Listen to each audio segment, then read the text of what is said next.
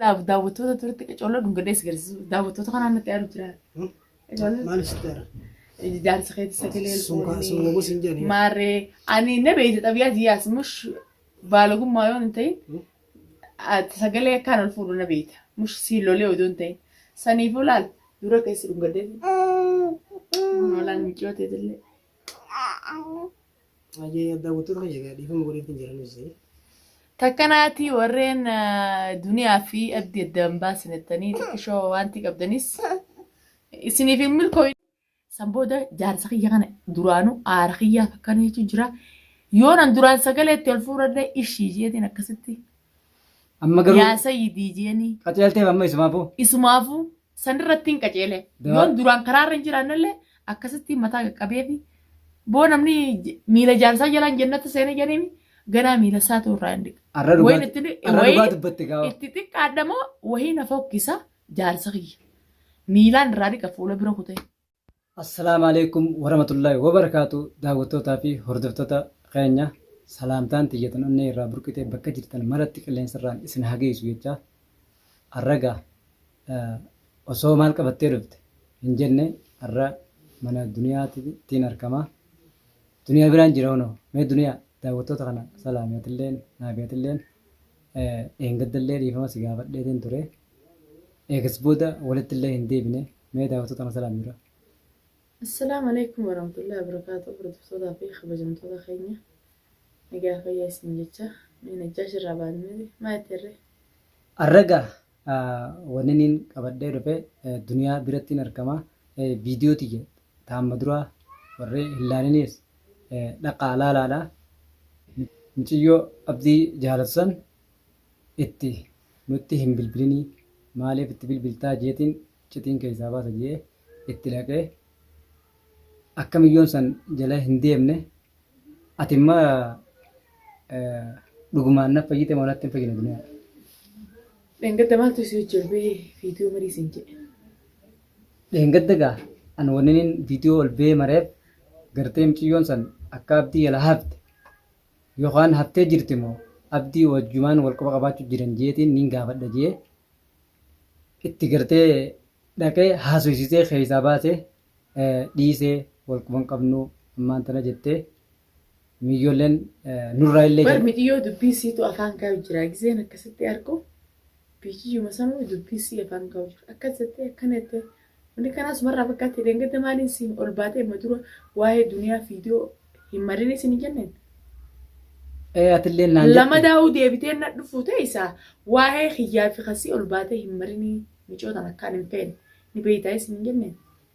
atillee na dubbatte an san wanniin mareef akka gartee si keessaayis dhumtu miyyoo keessaayis miyyoon dhugumaan jaalatti miyyoon sodaa gartee teetii fi haftee abdii jala miyyoon. Ijoon akka jaallattu duraanuu ni beeytaa ammallee yaani haasoo sii keessatti agarte jechuudha. Amma lakki sodaa teetiif dhiiftee jirti miyyoon abdii dhiisee. Anilleen jaartiin abdii Mustafaa duniyaan jaarsasii kana akka irra fuudhu hin feetu jaarsa gartee keekan ibsasiisii sun irra fuudhurra nama du'e sabbari jechuunitu irra wayyaa isiin bakka jaarsi irra fuudhu.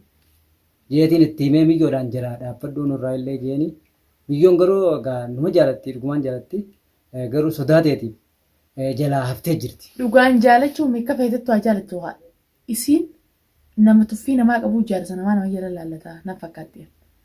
Dhalaan ammaa Toomasii hojii nyaattee si nyaata. Jeetiin lakkeessi jee hayyamee fi caljee wanni dheengadda akkasa dhuftee isin araarama kiyyaan dhufte araarama kiyyaan dhufte isii waa'ee nan ta'eef irraa na baruuf duniyaan fayyiteettee jettee kaasiin kana bartee abdii hojii hiriiroo uummattee gisee manaa keessatti deebite isaa labbaasuuf. Dhalaan ammaa si hojii nyaattee jaarsi jalaa baastee ergoo. Si hojii nyaattee geelee teete jaatee jaarsi jalaa baatti. Saniin amanee irra dheengadde akkas gootee halaala teessee naadhaa jechuu turte. Arra mana kiyya dhufte jee dhiifama godhaafi hedduu jira daawwattoonni illee warri as keessatti duniyaa saree mana fi nama nyaattu hin ta'in naan jedhan hedduu jira. Ani odoo jimbansa namaa odoo hin ta'in ifumarra dhaabaa laala. Nama sii dhaadachaa ture.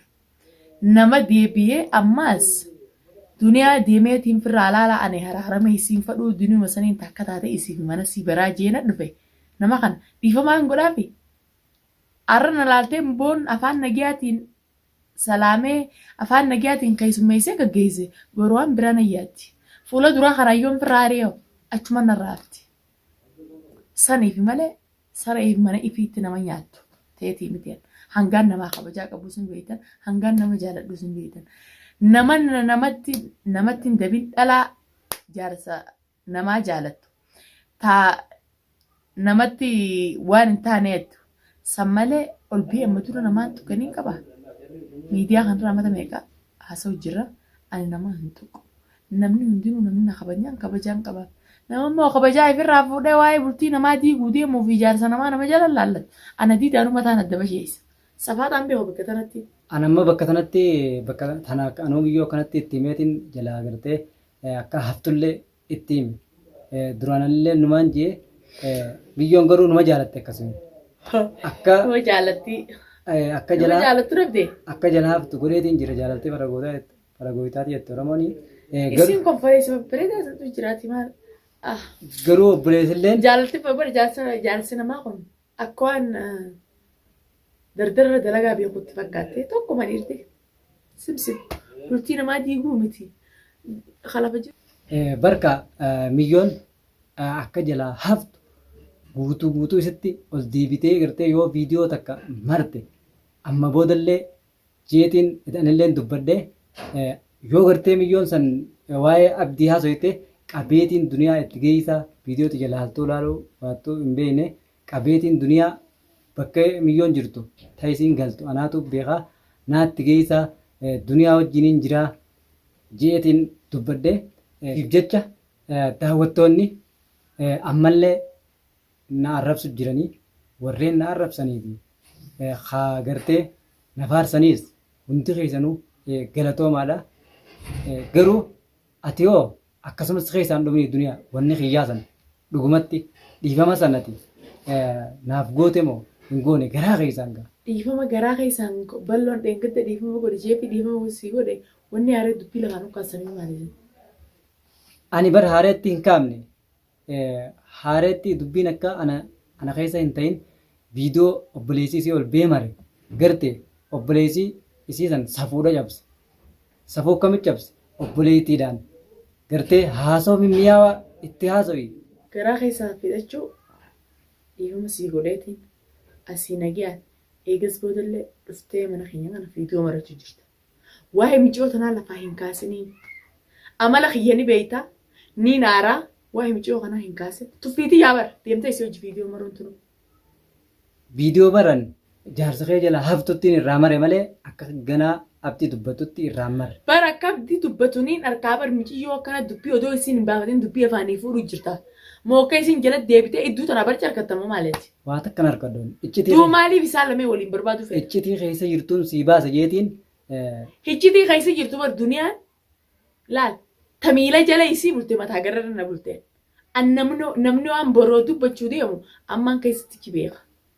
Namni waan dubbachuu deemu waan boruu taa'uuf akkattiin keessa fuularraa ilaalee beekan. An nama dubbii dhoosanii nama cinaa qaqqabanii miti. Ani ammaanuu nama badoo wayii nama dhamaa wayii tokko hin taane an nama ariifa namaa hundi firraa beeku. Yoo gartee dubbii abdii galaa hafuun irratti hin guutatin abdiin abbaan mana keetii viidiyoon inni mare. Sambar jaarsa kiyya gartee jaarsa kiyya bar ifiin beekanii. Jaarsa kiyya ifiin beekan. Agartee jirta. Akka inni dhalaa biraa akkanatti jaallalles ni godhan. Agartee jirta jaarsa. Hanquma sanuu wannummaan deemee labbaasee wanti jee'u dhirti gaagowwa. Gizeeti aartee waan takkatteen deem fuudh deem jettee waan teette san keessa qotaa sugooti. Qotaa san akka hin goonees mana deebiseetiin jira quba qabdi akka mana jiru. Amma immoo isaan ol baniiti jaarsi duniyaa michii hojii quba qabanii biiftuun walaa telefoonni isaatuun harka jira. Eessa dalagee galaa eessa babbaa za'a akkam galaa saniin jala dalaga. Dhugaadhaa. Mushtanaan kijibaan ammas addaan nu dha'u miti. Dubbii isaanii mataa irraa furanneeti. Haareetti sababa ganda jinnii kanaa sagaleen hundi na qabamtee dhalaan sheexaanu duraanii. Anamma siif hin gammade maaliif wanni inni irra guddaa. Atis wanni naa gammaddeef dhugaa himi haa anumaa isinirra jabaateetiin jaarsi kiyya mana galfadhees malee silaa inni akkasiin alatti hafee isin hundi duuba harkana dha'uu haatan akka isin harkanatti dhooyne harka isin hidheen dura. Dhugaadhaa siif hin gammade maaliif si gammadee dhufe viidiyoon inni abbaan mana keetii akkasitti gammachuudhaan si bira taa'ee waan inni ijeellee dhagee qilleensa irratti ilaalee erge maal jee haruuza gartee jaartumatti tanaaf hin godhaa. Silaa eenyuuf godha? Silaa biiftuu baruusa godhaa? Biiftuu baruusa haa godhu. Akkamiin yaadisa obboleessummaan saasanuu maayyibii? Jaarsa kiyya laale yoo godhallee anuma tana haaree deebi'ee fuudha malee namumni garteemi dullatti maarree wanni sun hangaa isa biratti intala mata 12ti. Warreen tokko jira. Jaartiin jaarsa jalloon qabdi. Jaartiin jaarsa anis na biratti daaba ani isa biratti daaba ana ta'aarsiseetu hanqasanuu telefoonaan sagalee maarree ija ana aarsuuf deemu malee mush jaalala biiftuu qabaatee odoon ta'in aara kiyyaaf deemana aarsuudhaaf malee jaarsi kiyya dhalaa na gubbaan jallaalennaan an dhalaa saniif isaa sin dhiisu ni beeka innis bikka tanatti safaaxaas hin beeku bootaas namaan kan bootaa diyyan namaaf hin dhiisu dhugaa dubbachuudhaaf. Bakka jaarsa keetii kanarratti. Bara anuu san beekeetumaan bara daawwattoonni illeen gartee ati duniyaa ni sodaattee jiran. Wanni nama sodaachisa ati jaarsa keetii irratti akka nama gootu amma duraa shaararratti akkas na goote amma yoo namni biraa dubbii jaarsa keetii lafaa kaasillee najjaashumaa dubbii tana gartee kaasee isaatuutu miyyoo barbaadeeni abdiin jetta yoo gartee miyyoon turos deebitee viidiyoo takka martu amma booda edallee dubbadheetiin jira hin martu. Waa'ee abdiitiin haasawaa abdiitiin. Maal marti waa'ee abdii feetura lamaa martu. Hin taphatini. Feetura martu nuti hunda kalaa. Garuu. Nuti hunda kalu naafi jaarsi kiyya bultiin teenya hawwitu tanaa innee bultii teenya fifindiinu abbaa fedhee qilleensarraa lallabaa nu hunda kalaa. Abdi kana hojii jiru akkana bira jiru viidiyoo mara isinii gadhiise. Daawwattoota kiyya. Dhugaan hin gammadee. Akka inni na bira jiru warreen ichiin sagalee dhuftanii duniyaa jaarsi keessa jira dhiirti siidhaa jettettanis na bira jira. Guyyumaan intala barbaade akkasitti dibasanuu jaarsa kiyya mana san jira. Silaa isii san jaalatee ta'e ol beetiin akkamitti kanaa jee takkaanatti illee kee takka addaan illee nu qabu. Isa biraa mitimtaa jiifadhee dhufee biiftuu fuulatti sisibi. Takkanaatii jaarsa kiyya akka biiftuu quban qabne akka halkanii nan barbareetti dibisanuu mana jiru. Inni jalaa fuusaa gaafasuu. Jalaa fuusaa gaafaseen arge. Tanaan ammoo ol baanii abdii dawwaluufi jira abdii. Biiftuu sila halkan sanuu mana jiraadha isitti hin dhiisu jee tanaan duniyaa lolchiisanii hin kaasan itti isitti mana kiyya keessa jira. Isa mana kaanii dhiiseetiin ani fi mana kanatti qopheeffadhee akkas godhe. Silaa jaalalsii qabaa akka qabaatu ta'e ol bee guyyaa san dubbata. San booda naa galtee san booda akka inni dhalaa aara kiyyaaf deemee waan biraa dalaguus deengadda boodaan arge guyyaan biiftuu barbareetu mana kaan keessa jira maaliif akkana goote naan jedhe dhalaa akka ta'eetiif irraa dhoorkii dhiirsi dubbannaan si boodaan jira maal fiddan jaldeessinuu jaartirraa nafa bakka kanatti jaldeessinuu jaartirraa nafa duniyaan dhuga jee bakka kanatti duniyaan tabiiftuun irra maarreettan isa biratti dhaaba gaafa akka isii kana nuti maal jeetan akkaan isinii mugaa dabarsinee jirra arra haadha ilmaan meeqaati. Alhamdulillah. Khudan ya ajuza dullatti tanis antana wayin itti aaramoo ittiin dikaad. Alhamdulillah dhaleeti masheena faa ummata gartee jiruun dulloome takka akka kiyyaa kanatti takkaa ofirraa hin hambisin sanfaan akkamitti afaaniin dubbattan. Odoo afaaniin dhiira kaanii fi kaan qoranii buusanii asii dhiiree fi guban. An dhaleetiin xiqqeenyatti heerumeetiin xiqqeenyatti ilmaan meeqa ofirraa gagguure. Alhamdulillah kun orallee duniyaan namaa gad jirti. Namaa gad hin jirtu. Ati wallahi baga rabbiin gartee sumatanaa gammachiise jaarsi kee akkuma ati feetu siite maaliif jennaan akkasitti haruusaa siifiin godhaa waan ati feetu gartee biiftuun haruusa godhuufis hin jirtu ani dhiiseetiin jira biiftuun hireesii haa barbaaddattuu jee maashaallah innilleen akkanumatti rabbii waliin isinaa dhiisu. Akka obboleessi isii gurgurachuu deemu argee jireenyisi. Galtee fe isaafis. Isaafis galtee jirti. Hanqaan duraan bakka gijee sagalee itti ol kaasudha. Sagalee isaa qaqqabee hin jira haa. Numa mataa kiyya kana gubbaa. Abbaa jaalataati. Abbaa saamaati. Mee maal jettan gaa? Baay'ilwaati. Adawwii teessan. Adawwii haadha ra'u kaboo cilee bishaan buutee haa taatu. akka duniyaa gammachiisa kanatti haa warreen aarees isinirratti haayido. warri siif gammadanii fi hasiin Warri gammadan naaf gammaddan ammoo akkaanan gammadetti isinaa gammachiisuu galatooma daawwattoota kiyya hedduun isin ergu jira warri hedduun siif gammadan. na hordofuu jiru hedduun harkaa gammachuun tiyya gammachuu ta'isanii akkaanan gammade baga rabbiin isin gammachiise akkaan beekuun duniyaan mana keessa galite hundilleen isiniif hin dhaama dhalaan biyya adda addaa keessa jirtan jaarsa keessan fuudhi jettanii dura kanaan mirga hin kenninaafi. Isin dura kanaan akka nannaa siif fuudhu nuun jee jaayoo keessaa qabaachuu baatallee deemee waan fuudhuuf deema fuudhu akka aartanillee deem fuudhu. Dhalaan meeqaa jiraa deem fuudhu hin jiinaan jaarsa keessan akkanatti harka keessa qabaddaa. Ati fuudhennaan sababa siif fuudhinaan jee jaala beeti jalloo jala qora silaawu jaartii duraa geessu hin jirtu. Siin aarsa jeetiiti deebi'ee waan hin taane seenaan haa gorannaan ati mataan si dhukkubuun ilaalu hinaaffaadhaan dabbaa fi banuun kana fi godhuun maalumaa si darra duruma kana qabattee isirraa zaleetee mana galfatte jaarsa. Biyyoota Arabaa kana fa'aa keessatti dhalaan sababii gartee jaarsi irra fuudhu faana dabbaa fa'aa dhooftee ifajjeesti. Warreen jiran maas keessaafuu himan kana keessatti dhalaan maraatteeti dullattiin ilmoo xiqqoo barbaatti. Ijoollee mata 13-14 tasilaalaluu dandeessu. Niin maraadheef nuun du'eena jaalataa maarreette. Irraa nu haa baraadhu gaa. Tokkichuma jiranii hojii silaa ta'anii dhalaan xiqqoon silaa dardaruma akkasii ilaallatte nasiiba siitiif maaluma abbaa mana namaa jaarsa namaatti godhan abbaa ilmaanii. Biyya tana keessatti namni takkittii fiituu dirqii hojii bulu jira. Yaa rabbi biyya teenya nu galchiifaa jedhanii du'aa godhatanii biyya galanii intala xiqqoo fa'aa fuudhanii dhiirtinis. Dhalaan asii jaarsa namaa barbaaddus daa'imni hundi biyya galtee karooraaf biyyaa baate karoora siisan guuttattee dalagattee biyya sii galtee ilma abbaa beektu ilmoo daa'ima hiriyaasii yoo heerumte jaarsa namaa firaa dhiiftee fudhatama qabdilleedha kaayyoo qabdillee.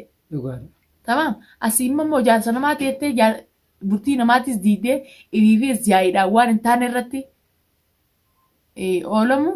Waan hin taanes waan hin bareennes sanin isin dhaamu takkaraatti kabajamtootaa fi daawwattoota keenya isinittillee dheereessinee jirra. Akka viidiyoo biraa qabanne